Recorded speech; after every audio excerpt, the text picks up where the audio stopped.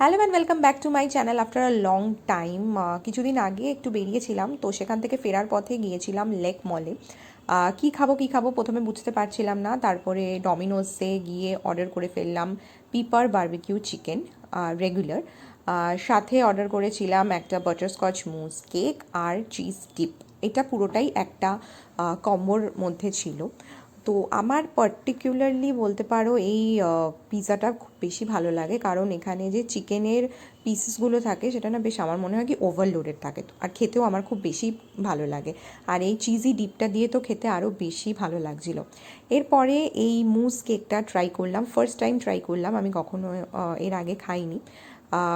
যতক্ষণ এই বাটারস্কচ ফ্লেভারটা ছিল তখন ভালো লাগছিল, কিন্তু এই ব্রাউনিটা আসার পরে আমার খুব একটা ভালো লাগেনি। তোমরা কেউ খেয়ে থাকলে জানিও তোমাদের কেমন কী লেগেছিল।